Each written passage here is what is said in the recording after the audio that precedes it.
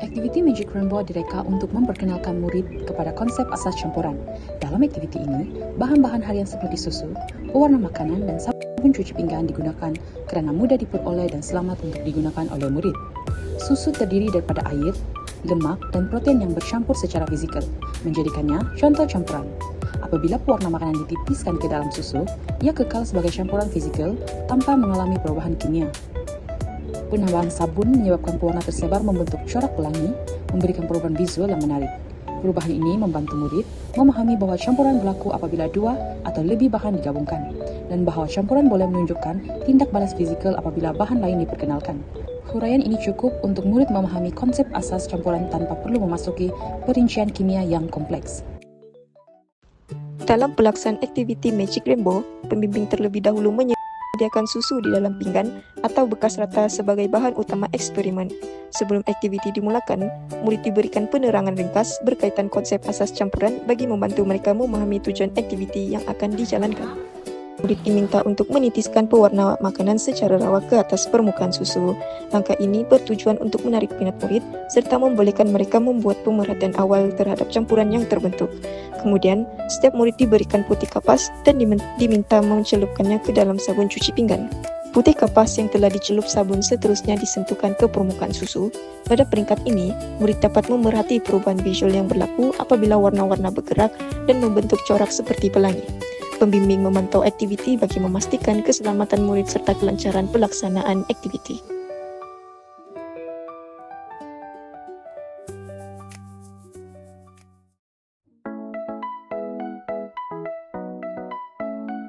Carta berikut memaparkan masalah yang dihadapi oleh murid dalam subjek STEM. Berdasarkan carta tersebut, masalah utama yang dihadapi oleh murid dalam subjek STEM ialah terlalu banyak formula yang dipilih oleh 52% responden. Dapatan ini menunjukkan bahawa murid menghadapi kesukaran memahami kandungan STEM yang bersifat abstrak dan berorientasikan pengiraan sekaligus menjejaskan kefahaman dan minat mereka terhadap pembelajaran. Seterusnya, 29% murid menyatakan bahawa pelajaran STEM kurang menarik, mencerminkan tahap penglibatan murid yang masih rendah semasa proses pengajaran dan pembelajaran.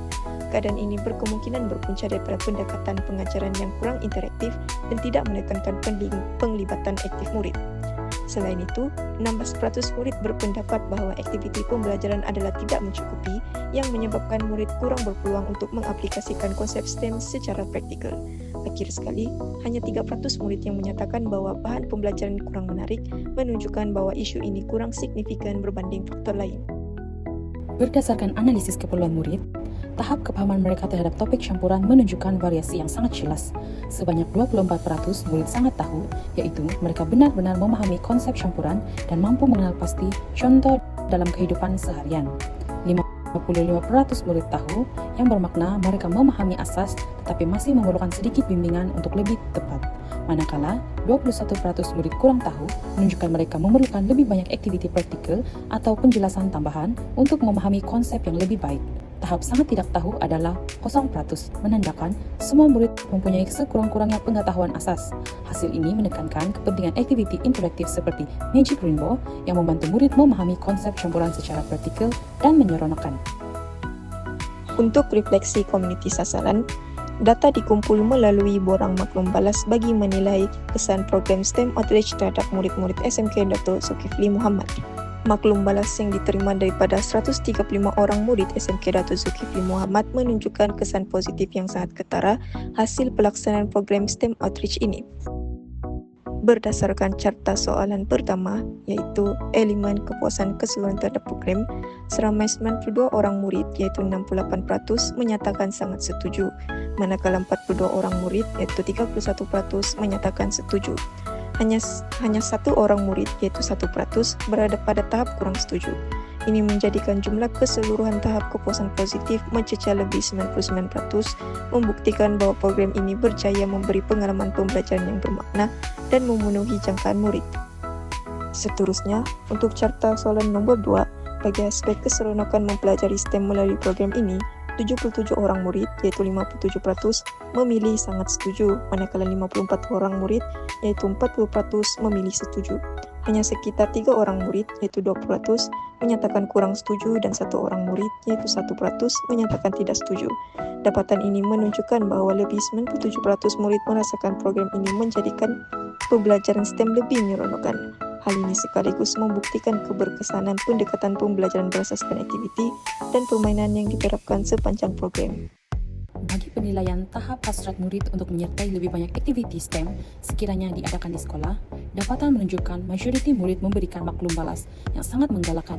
Seramai 77 orang murid, yaitu 57%, menyatakan setuju, manakala 47 orang murid atau 35% menyatakan sangat setuju. Ini menjadikan jumlah murid yang berminat untuk menyertai aktiviti STEM pada masa hadapan sebanyak 92%. Hanya 9 orang murid atau 7% menyatakan kurang setuju dan 1 orang murid atau 1% menyatakan tidak setuju. Dapatan ini membuktikan bahwa program yang dilaksanakan berjaya mencetus minat yang tinggi terhadap aktiviti STEM dalam kalangan murid. Selain itu, bagi tahap keberkesanan program, hasil analisis menunjukkan tahap kepuasan yang sangat memberangsangkan. Seramai 73 orang murid, yaitu 54%, menilai program pada tahap sangat memuaskan. Manakala 57 orang murid atau 42% menilai program pada tahap memuaskan. Ini menjadikan jumlah penilaian positif sebanyak 96%. Hanya 4 orang murid atau 3% menilai program sebagai sederhana, memuaskan, dan 1 orang murid atau 1% menilai program sebagai tidak memuaskan. Dapatan ini menunjukkan bahwa program yang dilaksanakan bukan saja menarik minat murid, tetapi juga berkesan dalam mencapai objektif pembelajaran STEM.